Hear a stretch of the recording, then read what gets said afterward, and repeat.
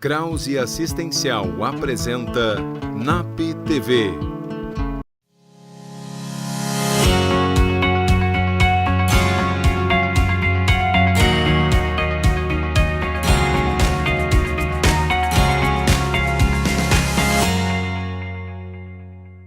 No programa de hoje, vamos falar sobre missão de vida com Sheila Flash. Talizene falará sobre a postura da coluna durante as férias. Lisiane Fortuna abordará a diferença de idade entre casais. E é claro, o Jurema responde. E eu sou Pamela Psichos e você está assistindo o NAP TV. Para iniciar o programa, Lisiane Fortuna falará um pouco sobre a diferença de idade entre os casais e como isso pode afetar de alguma forma a dinâmica do relacionamento. Confira aí. Então vou falar um pouquinho hoje sobre relações amorosas, né, mais especificamente, entre pessoas com diferentes idades. A gente pensa sempre, quando se trata, né, de um casal onde um é mais velho ou relativamente bem mais velho do que o outro, em mulheres mais jovens com homens mais velhos, né? Acontece também, tem acontecido cada vez mais, à medida que as pessoas vão se permitindo, né, sentir, fazer aquilo que desejam, sem olhar muito para tabus ou para questões, né, comportamentais que já estão dadas na sociedade, se libertam um pouco disso e vivem aquilo que querem viver. A gente observa também o contrário. Homens de menos idade e mulheres com uma diferença de idade relativamente grande para o seu parceiro homem. Mas o que eu quero dizer com isso é que sempre que gera esse questionamento de será que é amor, né? Será que tem por trás dessa relação onde um homem às vezes tem idade para ser avô de uma mulher, né? E que as pessoas questionam muito isso, né? Então é um papel difícil de sustentar esse, tanto para o homem quanto para a mulher que estão nessa situação, né? De uma relação entre idades muito diferentes. Não deve ser fácil, suponho, né? Pelo que a gente pode testemunhar também na clínica, mas não significa que sempre vai ser uma relação de dependência ou uma relação onde não vai haver amor, uma relação de interesse, muitas vezes que isso também é posto em xeque, né? O fato é que isso pode trazer também, de certa maneira, complicações para o casal, né? A maneira como cada um vai estar lidando com isso, vai estar administrando esses sentimentos que podem surgir no social em relação a essa relação, né? No que tange a essa relação. Então, acho que o importante, assim, para deixar é que sempre tá se pensando, né? Do casal tá sempre se pensando, independente da idade que haja, da diferença de idade que haja entre eles, né? Um casal sempre tem que estar se pensando e, enfim, procurando a orientação especializada, enfim, quando for o caso, né? De surgirem dificuldades no relacionamento. Não vão surgir dificuldades só em função da diferença de idade, mas como a gente se propõe a falar disso, eu acho que é importante pensar, porque além das dificuldades que são comuns e esperadas dentro de uma relação de um casal, tem esse fator, né? Isso é um fator a mais, digamos assim, é um fator extra, né?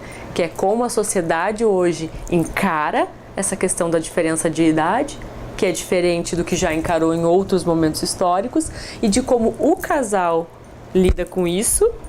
Isso é uma questão importante, assim, quando tem uma diferença significativa entre as idades, né? São seres são indivíduos, né, que estão em fases do ciclo vital, que a gente chama, muito distintas, né? E cada fase do ciclo vital, embora não tenha ali um checklist do que a gente vai fazer em cada etapa da vida, tem aquilo que é esperado, né, biologicamente, socialmente, culturalmente. Então, um indivíduo com 20 anos vai ter projetos, expectativas e desejos muito diferentes de um indivíduo de 60, por exemplo, né, que já realizou algumas coisas ao longo do seu ciclo de vida, quer realizar outras, né, mas tem propostas e ideias muito diferentes de uma pessoa com 20. Né? Isso independente de ser homem, mulher, então isso sem dúvida, né, traz questões e questionamentos enfim, daqui a pouco até divergências e atritos para dentro da relação em função disso, de estarem vivendo momentos diferentes do ciclo vital, com certeza. Porque o mais comum, digamos assim, é o indivíduo se interessar por alguém na mesma faixa etária, justamente pelo que nós falávamos antes, pela questão dos interesses, dos projetos de vida, das ideias em comum, né? Só que, de repente, o que acontece é que um homem muito maduro não consegue se identificar com mulheres na mesma faixa etária e escolhe uma mulher bem mais velha justamente porque aí há essa, né, vinculação de maturidade, de fim de projetos e de desejos, e o contrário também. O que não descarta a possibilidade de às vezes terem questões edípicas, que a gente chama, né? Questões não resolvidas, não elaboradas na fase edípica de uma menina ou de um menino, que seguiram adiante no seu desenvolvimento sem serem, né, elaboradas, e aí ela procura então naquele homem, né? Porque de fato, aí agora a gente pode ir longe desse assunto, mas de fato a gente, mesmo que a gente resolva o Édipo, a gente acaba procurando inconscientemente no parceiro referências do primeiro homem, no caso das mulheres, né? Do primeiro homem das nossas vidas, que é o nosso pai, e os homens da mesma maneira, da primeira mulher da vida deles, que é a mãe. Então isso, independente do Édipo ser bem resolvido, isso acaba acontecendo. Mas quando o Édipo não é bem resolvido, e o que eu digo de um Édipo não bem resolvido, né? Que são questões que acontecem nessa fase, de recalcamento, enfim, de frustração, algumas questões clínicas, assim, e teóricas, que não vem ao caso agora, mas que um Édipo pode ser bem, encerrar a fase completando aquilo que é esperado, né, isso eu digo psicanaliticamente, ou não, né. Quando isso não acontece, isso segue para o restante da vida. Então essa mulher pode sim, eventualmente, procurar um homem que supra, né, ou que vá, com quem ela possa repetir essas vivências com o pai, né, e um homem também, com a mãe, da mesma maneira, né. Aí é que geralmente surgem os problemas, os sintomas e a procura por um analista, enfim, ou por um psicólogo que possa ajudar a entender, né, o que se deu ali. E às vezes essa relação pode até perdurar, se a pessoa consegue resolver o seu conflito edípico e seguir com a pessoa, ou às vezes se dá conta que não, que só estava com a pessoa em função disso. E aí a relação pode vir a terminar. Durante as férias é comum a gente dar uma relaxada, tirar uma soneca no sofá da sala e muitas vezes até passar horas na rede. Só que você já parou para pensar o quanto isso pode interferir na sua postura? O quiropraxista Talizene falará um pouquinho sobre isso e dará dicas pra gente sobre como qualificar sua postura também durante as férias. Confira! Olá pessoal, eu sou o Talizene, sou quiropraxista e hoje eu vou conversar um pouquinho com vocês sobre as dores das férias. Por ser um período que a gente acaba dormindo um pouquinho mais, ficando mais tempo na cama, a questão do colchão e travesseiro é uma questão bem importante que muitos pacientes acabam me perguntando, tá? Colchão adequado, colchão quanto mais firme o colchão, melhora, tá? Os colchões mais moles, que a gente acaba acostumando deixar os colchões mais velhos, leva para casa da praia e acaba usando esse tipo de colchão, geralmente são os colchões que vão te dar mais problema na coluna, né? Os colchões muito moles, muito macios, né? Não são colchões muito adequados, né? Então é importante que seja um colchão firme, né? Que quando tu deite, fique confortável e não afunde muito. Travesseiro. O ideal do travesseiro também, quando for deitar, sempre dormindo de lado ou de barriga para cima, que seja um travesseiro que não afunde muito. Fique faça uma altura 90 graus entre a cabeça e o ombro e fique numa posição adequada. Períodos muito longos na cama, mais de 10 horas, mais de 11 horas deitado na cama dormindo, acaba a pessoa acordando mais enrijecido, com mais dores, então não é interessante ficar muito tempo na cama. Muitas vezes a gente acaba enfrentando no nosso litoral, viagem de 3, 4 horas ou se estende um pouquinho mais, né? Vai para outro estado, para Santa Catarina, de carro, né? Então são viagens mais demoradas, né? Que às vezes a gente acaba enfrentando congestionamento. Então o que é interessante? Interessante para quem já tem dores, desconfortos na lombar, principalmente, né? Que é o que mais acomete durante esse período que a gente acaba viajando de carro, fazer pausas, né? Então viaja 1h30, 2 horas, né? Levanta, estica as pernas, alonga, faz alguns movimentos, né? Então colocar de repente algum rolinho na coluna lombar para quem está dirigindo, né? Ou para para quem já tem alguma dificuldade, algumas dores crônicas na coluna lombar, o rolinho lombar para quando faz viagens longas é super importante e é super válido também, tá? Então, pô, cheguei lá, vou descer do carro, logo abrir o porta-malas, pegar as coisas, também vamos com calma, vamos devagarinho, né? A vontade de aproveitar e de curtir é grande, mas às vezes a vontade demais acaba acontecendo de entrevar, né? Acaba travando a lombar, pô, carregou um peso muito maior do que está acostumado, abriu o porta-malas e pegou alguma coisa de qualquer jeito. Então, o momento da chegada também é um momento muito interessante, né? Falo isso porque isso acontece bastante. É bem comum as pessoas entrevarem, né? Bem no meio das férias, começar, tive uma dor horrível no cervical que me atrapalhou por 7 dias, uma dor horrível na lombar que eu tive que tomar injeção, não encontrei um quiropraxista lá e aí estragou minhas férias. Então, são alguns cuidados que a gente acaba passando que são bem importantes nesse período. Bom, Thales, fui viajar, cheguei lá, fiquei ruim da coluna, tô num estado que eu não conheço, tô numa cidade que eu não conheço. Como é que eu faço para encontrar um quiropraxista? Bom, para encontrar um quiropraxista, tu entra no site da ABQ, né? E lá tem todos os quiropraxistas cadastrados na ABQ e todas as cidades que eles atuam, né? Então é só digitar no Google Associação Brasileira de Quiropraxista, vai aparecer o site, tu procura a cidade que tu tiver e vai aparecer um quiropraxista graduado, né? Então tu vai estar confiando na tua coluna um profissional adequado a isso, né? Sem grandes problemas. Bom, outra questão que é bem pertinente é a cadeira de praia, né? Então muitas pessoas levam todas as suas coisas de manhã para a praia e vão lá, sentam na cadeira de praia, a cadeira afunda e tu sai de lá só no final do dia, né? Então, cadeira de praia não é nenhuma das 7 maravilhas do mundo ergonomicamente, né? Mas também não quer dizer que tu não possa sentar nela, não tem problema nenhum.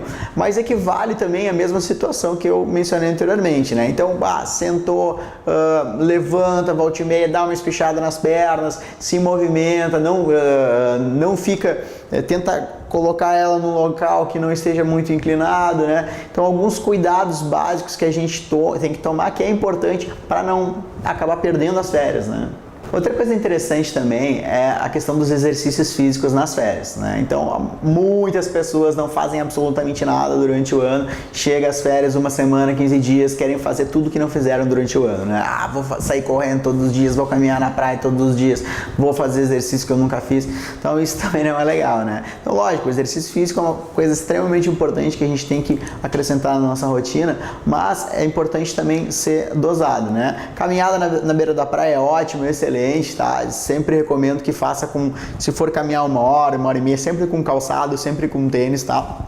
Pé descalço acaba prejudicando, muitas vezes a gente passa o ano inteiro andando de calçado e quer andar de pé descalço na praia, nossa pele já não está tão acostumada a isso, né? Então acontece também na areia, próximo ao mar, já é um pouquinho inclinado, então também acaba prejudicando um pouquinho, então colocar um calçado adequado para fazer esse tipo de atividade, tá? Mas aproveitar, fazer as atividades físicas, sim, super importante, mas sempre com moderação, né? Não sair, tentar fazer tudo que tu não fez durante o ano inteiro e fazer isso aí em uma semana, 15 dias, que aí vai acabar lesionando também as tuas articulações, os teus músculos, eles vão sentir essa diferença e vai aparecer dores, né? Então vão aparecer dores que às vezes até certo ponto são limitantes. Uma pergunta que é bastante frequente no consultório é sobre, eu tenho o costume de usar o ar-condicionado, prejudica a minha coluna? Eu tenho o costume de usar o ventilador, prejudica a minha coluna? Hoje em dia a gente não vive mais sem ar-condicionado, né? Então, nos calores do dia de hoje é impossível a gente não ter o ar-condicionado ou não dormir sem um ar-condicionado, sem ventilador, né?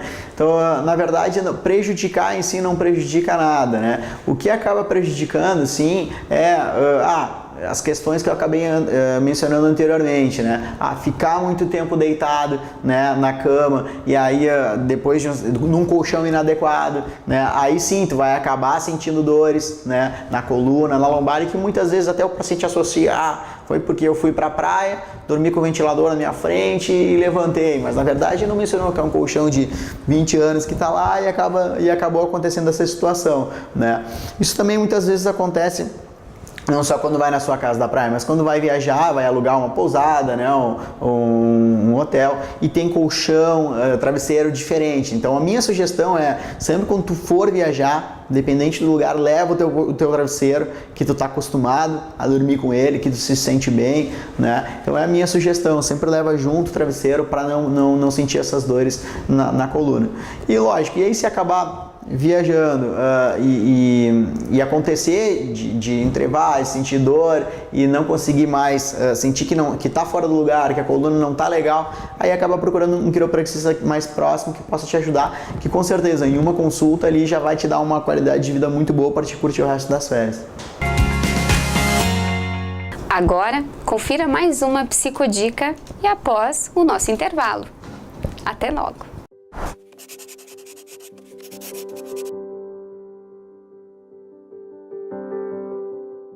Minha psicodica de hoje é o filme Minha Mãe é uma Peça. O filme é um filme brasileiro de 2013, conta a história de uma mãe brasileira divorciada, de meia idade, e que retrata a história de muitas mães do Brasil e da nossa atualidade. Acho que é importante ver, poder analisar e se enxergar um pouco como mãe e as coisas que a gente pode melhorar nessa relação com os filhos.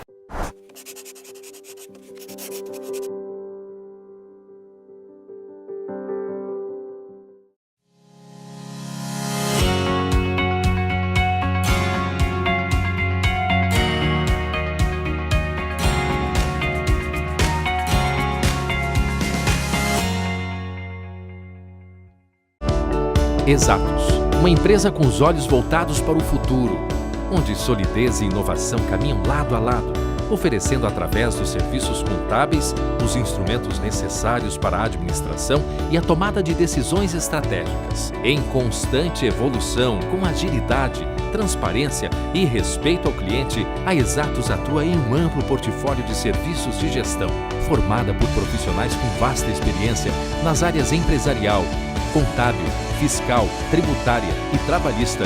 É comprometida com a ética e a evolução do seu negócio e motivada pela excelência. Engajada em diversos programas de qualidade, a Exatos mantém como filosofia a parceria no dia a dia com as empresas, não se restringindo apenas a cumprir burocraticamente os trâmites da contabilidade convencional, mas sim busca a atualização constante e os melhores métodos para o crescimento eficiente e econômico dos seus clientes. Através de ações estratégicas de mercado, a Exatos passou a ampliar a sua estrutura, atendendo atualmente a empresas de várias cidades. Além disso, implementa diariamente práticas sustentáveis no seu dia a dia, gerando benefícios que vão além da conscientização e da preservação do meio ambiente. Com uma equipe unida e determinada, a Exatos desenvolve e realiza diversas ações socioambientais que beneficiam a comunidade onde está inserida. Conheça a Exatos e saiba tudo o que ela pode fazer por sua empresa.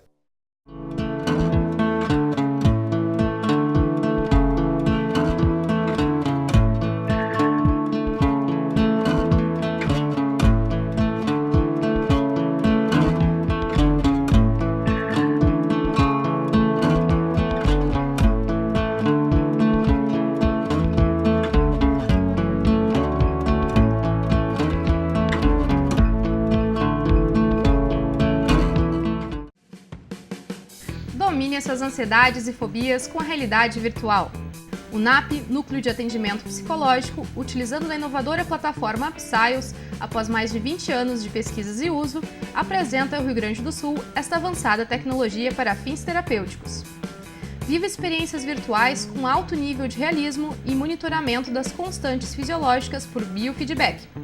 De técnicas avançadas de relaxamento, concentração e mindfulness, até o tratamento de medos de avião, injeção, dirigir carros, altura, elevador, escuridão, falar em público, animais e tantos outros. Trate ansiedade, distração, estresse, pânico e transtornos alimentares com resultados duradouros em menor tempo, sempre com atendimento de um psicólogo especializado da equipe do NAP.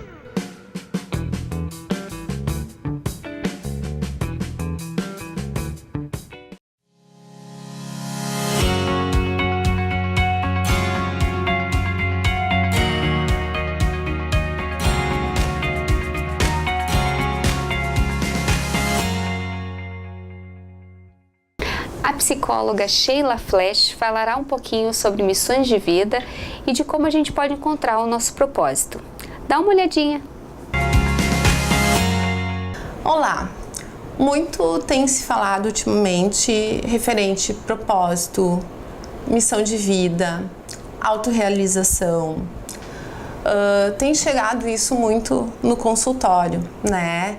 E muito do que acontece é que as pessoas, pelo sistema de crenças, né, acham que a realização é se formar ou não em alguma profissão, né, se estabilizar profissionalmente, ter uma casa, ter um carro, a família, e às vezes a pessoa consegue tudo isso e chega em determinado momento e se percebe, poxa, mas eu tenho tudo aquilo que eu achei que era necessário para eu ser feliz e eu não estou sendo feliz.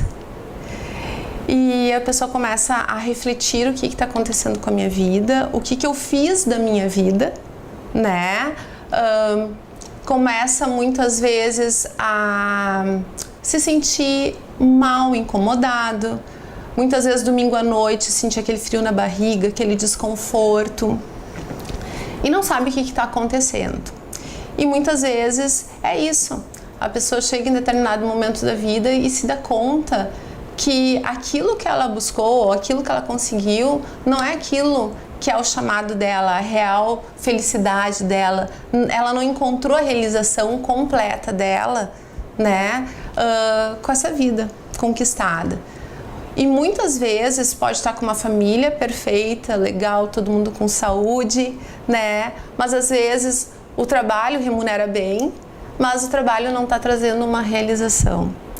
E até dado momento, né, as pessoas tinham isso, trabalho é para ganhar dinheiro, né? E hoje a gente está observando que sim, o trabalho nos dá a renda necessária para a gente viver, alcançar as nossas metas, os nossos sonhos, mas a gente tem que ser feliz naquilo que a gente faz. E aí é uma das maiores fontes de realização, porque no trabalho é onde a gente passa a maior parte da nossa vida, né? Se a gente não faz aquilo que a gente sente que é aquilo que faz a gente feliz, que a gente faz com alegria, que a gente faz com paixão, uma parte da nossa vida não tá legal. E é a parte onde a gente muitas vezes demanda maior energia. E aí, como é que a gente vai descobrir o que está acontecendo e qual é o nosso caminho? O caminho do autoconhecimento é um dos melhores caminhos para isso, porque a pessoa pode parar e começar a se perceber, se observar. O que eu gostaria de fazer? O que me faria feliz? O que me daria prazer todos os dias? E daí muitas vezes vem a crença, né? Poxa, mas isso seria meu hobby. Vou ganhar dinheiro fazendo algo que eu gosto, como se não fechasse muito essa conta, né? Fazer o que eu gosto, ganhar dinheiro e ser feliz. Como se muitas vezes a gente não tivesse o direito a isso. Mas daí aí entram também muitas questões de mecanismos autossabotadores, né, do não merecimento, que também é uma questão a ser olhada.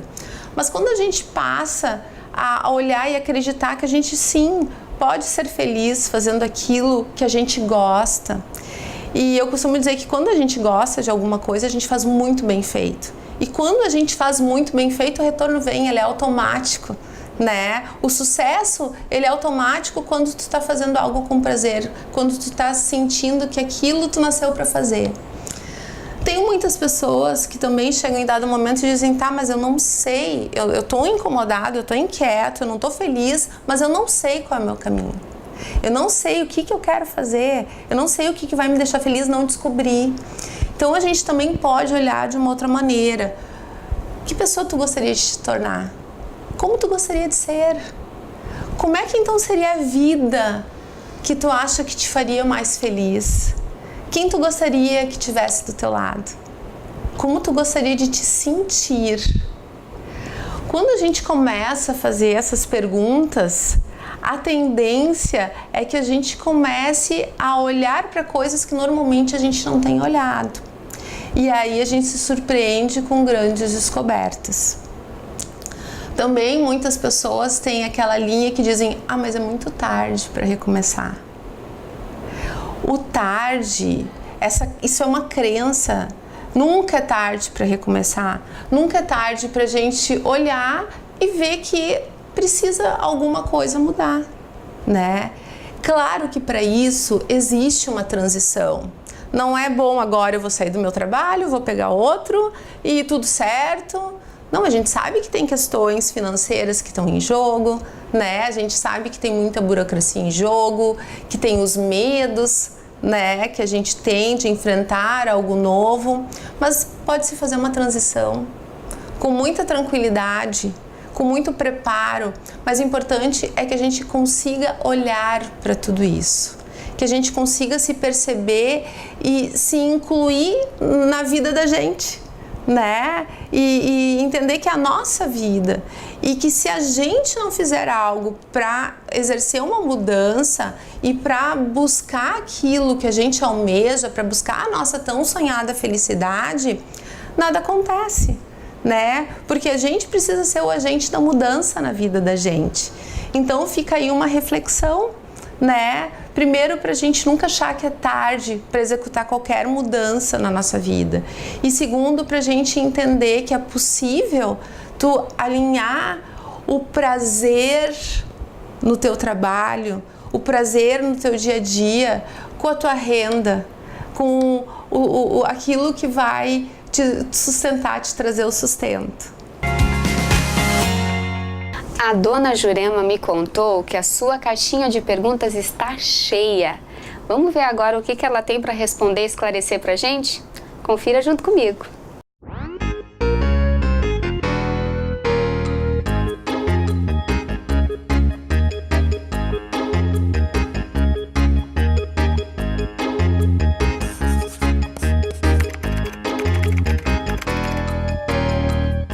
Olá, pessoal! Tô mudando agora, eu digo oi, olá. Olá, pessoal, tô ficando mais chique das conversas agora.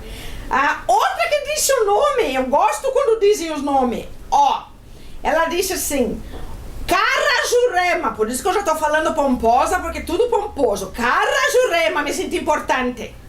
Me chamo Roberta e meu filho de 12 anos é o Beto. Deve ser Roberto, né? O Beto sempre foi um bom aluno, muito obediente, mas agora está crescendo e tendo certas atitudes que não condizem com a personalidade do meu filhinho. Querida Roberta, ele já não é mais um filhinho, né? E você fala, começamos por aqui já. Ele não é mais filhinho, né? Tá com 12 anos, já cresceu. Só se ele ficou pequenininho, mas não pode, né? Ele é agressivo na escola, bate nos colegas e eu já não sei mais o que fazer. Boto dá castigo e nada adianta. Roberta, é o seguinte. Quando a criança, até desde os 10 já, com 10 anos ela já começa a entrar na adolescência. E a adolescência é uma fase difícil. Muito difícil.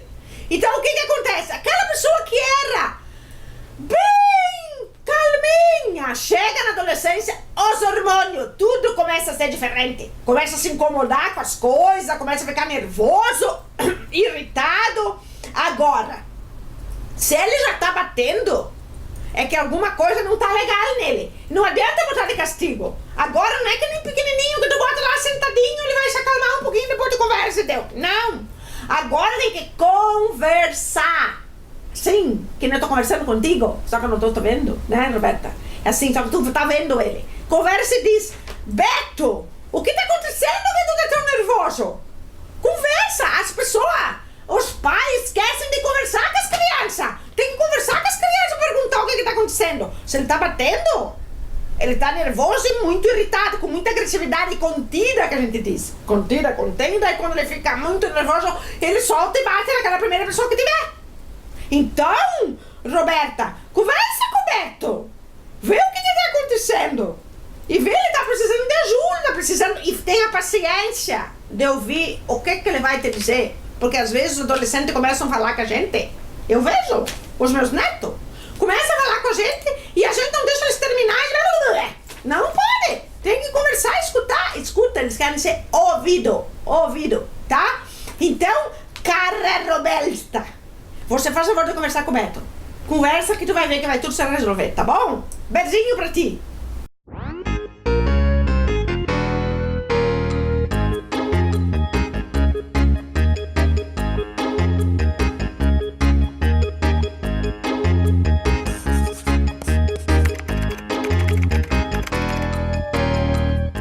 O programa de hoje está acabando, mas a gente segue com vocês nos nossos canais do Facebook e YouTube.